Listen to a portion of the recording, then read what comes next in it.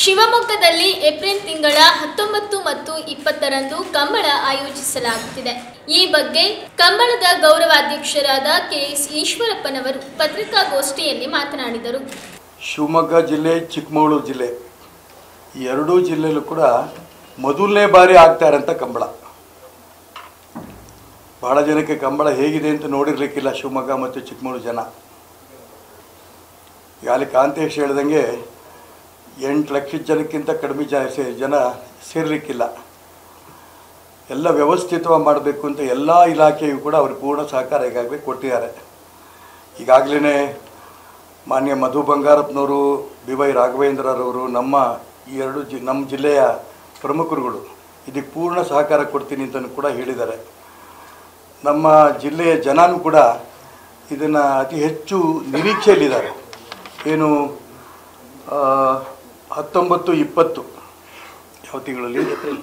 April 19, 20 2 ದಿನ ನಡೆಯುತ್ತೆ.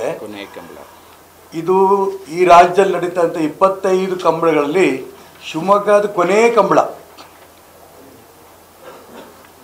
ಹಾಗಾಗಿ ಎಲ್ಲರ ಕಣ್ಣು ಕೂಡ ಶಿವಮೊಗ್ಗದ ಮೇಲೆ ಇರುತ್ತೆ.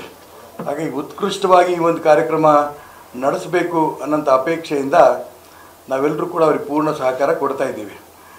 ಇದು ಅದಕ್ಕೋಸ್ಕರ 10ನೇ ತಾರೀಕು ಸೋಮವಾರ ಮಧ್ಯಾಹ್ನ 3 ಗಂಟೆಗೆ ಶಿವಮೊಗ್ಗ ಭದ್ರಾವತಿ ನಗರದ Machenahalli Tungabhadra junction Jayalakshmi petrol bunk ಇದೆ. ಆ ಜಯಲಕ್ಷ್ಮಿ ಪೆಟ್ರೋಲ್ ಬಂಕಿನ ಸುತ್ತಲೂ ಇರುವಂಥ 16 ಎಕರೆ ಭೂಮಿ ಏನಿದೆ, ಆ 16 ಎಕರೆ ಭೂಮಿ ಪೂರ್ಣ ಅಲ್ಲಿ ಎಷ್ಟು ಸ್ಟಾಲ್ಗಳು ಬರುತ್ತೆ, ಏನೇನಾಗುತ್ತೆ ಎಲ್ಲವೂ ಕೂಡ ಇನ್ನೂ ನನಗೂ ಗೊತ್ತಿಲ್ಲ. ಅವ್ರು ಹೇಳ್ತಾ ಇದ್ದಾರೆ ಇಷ್ಟು ಜೋರಾಗುತ್ತೆ ಅಂತ. ನಾನು ಕಂಬಳಕ್ಕೆ ಅನೇಕ ಬಾರಿ ದಕ್ಷಿಣ ಕನ್ನಡದಲ್ಲಿ ಕರೆದಿದ್ದರು. ಒಂದು ಸರಿ ದೂರದಲ್ಲಿ ನಿಂತು ನೋಡಿ ಬಂದಿದ್ದೀನಿ, ಕೆಳಗಿಳಿದಿರಲಿಲ್ಲ. ಆದರೆ ಈಗ ಇವ್ರನ್ನೆಲ್ಲ ಉತ್ಸಾಹ ನೋಡಿದ ನಂತರ 25ನೇ ಕಂಬಳನೂ ಕೂಡ ಆಗ್ತಾ ಇರೋದು, ಕೊನೆ ಕಂಬಳ ಆಗ್ತಾ ಇರೋದ್ರಿಂದ ಶಿವಮೊಗ್ಗ ಜನ ಇದನ್ನು ಯಾಕೆ ಇಷ್ಟು ಮುಂಚೆನೇ ನಾವು ಈ ಒಂದು ಪ್ರಚಾರ ಮಾಡ್ತಾ ಇದ್ದೀವಿ ಅಂದರೆ, ಆ ಒಂದು 19, 20 ಏನು ಏಪ್ರಿಲ್ 2 ದಿನ ಖಾಲಿ ಇಟ್ಕೋಬೇಕು ಅವರು. ಅದಕ್ಕೆ ಮುಂಚೆನೇ ಇದನ್ನು ಪ್ರಚಾರ ಮಾಡ್ತಾ ಇದ್ದೀವಿ.